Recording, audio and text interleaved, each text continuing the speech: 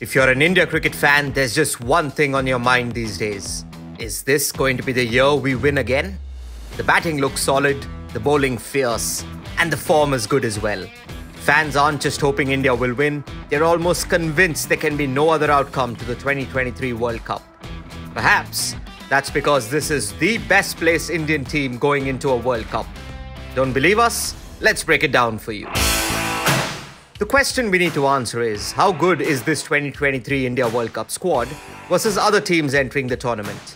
And also, how good were previous India World Cup squads when compared to their opponents?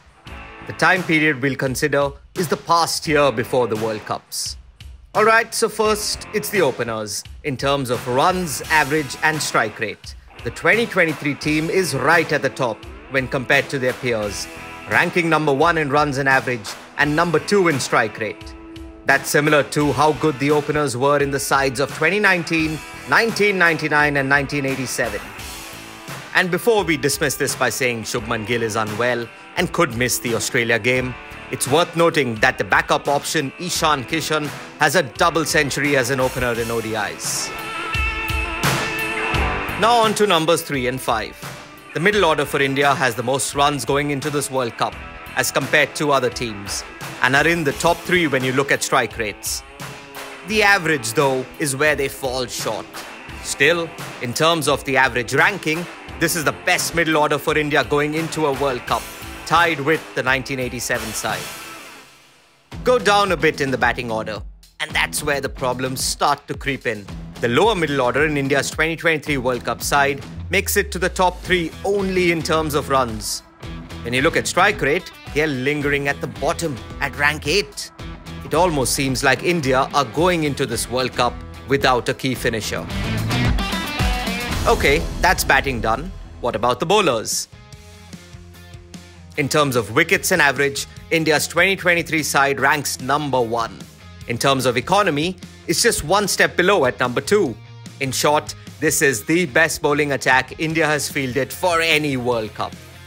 And before you get stereotypical and credit the spinners, it's actually the pace that's winning the race. The 2023 India Pacers rank 2nd in wickets, they top the average and are 3rd in economy. No other Indian pace attack has been as lethal as this one. Compare it to the 2011 pace attack that actually won the World Cup, and India seem to have struck gold with their current speedsters. Now, of course, the spinners are good too. It's India, they always are. The one thing this Indian spin lineup is leading in is the important one, average. They're 2nd in wickets and 3rd in economy. You might think that should make it the best spin lineup for India going into a World Cup, but the 1987 side just about beats this one. Oh, but what about those guys who can bat and bowl? The Allrounders? The 2023 team has 2 Allrounders who have scored 150 plus runs at an average of over 20 and have taken 15 plus wickets at an average of less than 40 in the past year.